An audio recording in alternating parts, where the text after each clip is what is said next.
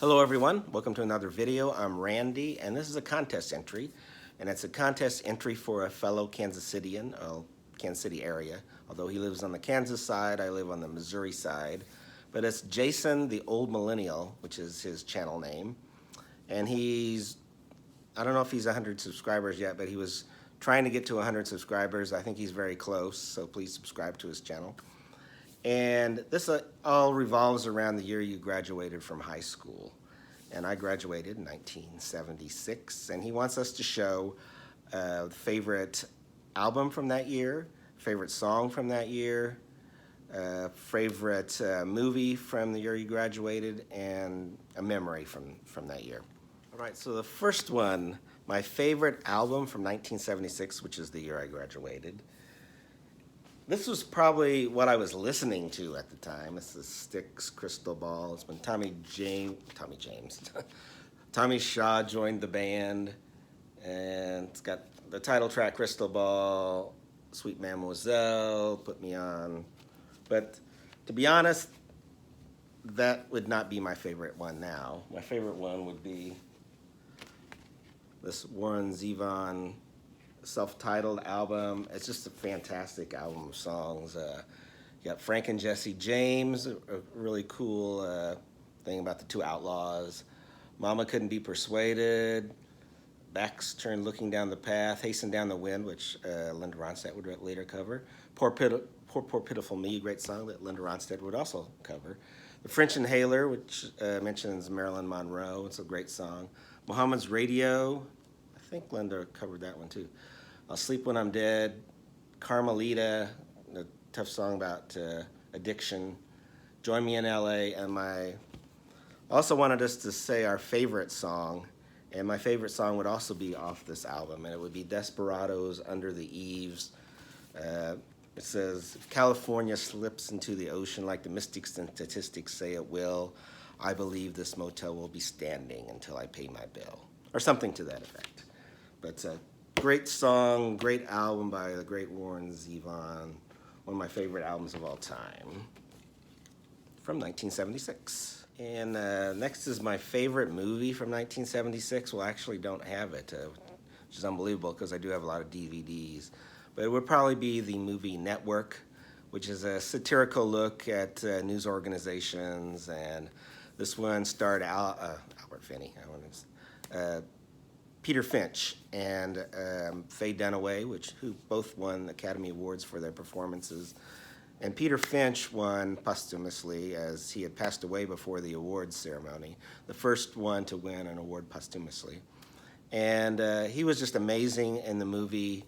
He has a famous scene where he tells you to go over to the window, stick your head out, and yell, "I'm as mad as hell, and I'm not going to take this anymore." But it's a great satire on news organizations, and actually, if you looked at a lot of the news organizations now, it would be pretty true more than a satire. But wonderful movie, and that's my movie for 1976. And the fourth prompt has to do with a memory from 1976, or the year you graduated. And it's not going to be really high school related because I actually moved to Liberty, which is a suburb of Kansas City, during my sophomore year. And so, I had a couple friends that I got to know really well in high school, and we got into volleyball and started playing in volleyball tournaments on the weekends, so I didn't really go to the football games or the basketball games because we were playing volleyball tournaments. And I got to know some people from another high school and the school that I went to before, so I didn't really get to know a lot of people at my own high school in a way. But the memory I have from 1976 would be the Kansas City Royals baseball team had finally won the division, and they were playing the New York Yankees for the right to go to the World Series. And it was tied up 2-2, 2 games apiece. And I remember watching this fifth game. There was only 5 games back then for the championship series.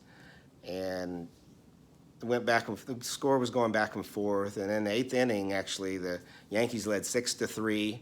George Brett came up, probably the best Royal of all time, and he had a 3-run homer to tie it up